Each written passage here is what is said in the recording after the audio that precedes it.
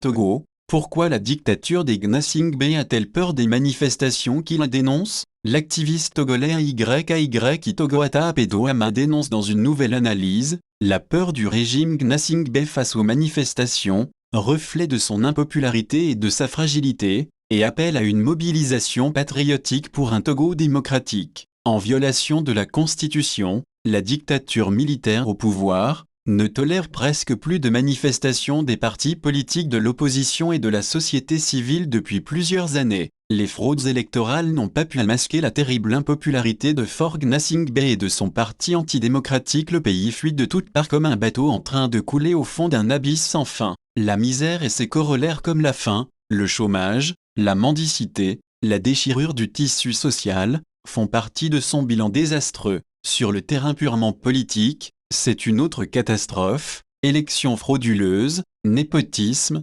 tripatouillage de constitutions bidons à répétition sans aucune vision pour bâtir un pays moderne et développé. Toute l'énergie gaspillée ne vise que la conservation d'un pouvoir illégitime, parce que usurpé, suite à un odieux coup d'État sanglant. Le régime Béquillard sans le ras-le-bol des Togolais fatigués par 6 décennies de népotisme et d'une honteuse médiocratie de père en fils. La crainte d'être débarqué rend le régime très frileux, d'où la peur des manifestations dont personne ne sait jamais l'aboutissement. Le cas du tyran Compaoré, au Burkina Faso, demeure un cauchemar pour tous les dictateurs africains. Alors pourquoi s'entêter à confisquer le pouvoir alors même qu'ils savent que le changement est inéluctable vers la liberté? Il est évident que, comme dans un match de foot, les usurpateurs jouent la montre. Mais au dénouement, l'arbitre siffle toujours la fin du match. Comment se sortir de ce bourbier? Par le patriotisme qui met le peuple togolais au-dessus des ambitions malsaines accrochées à la violence, à la terreur. Une stratégie de la terreur ne se déploie par un régime que lorsqu'il se sait impopulaire et très minoritaire.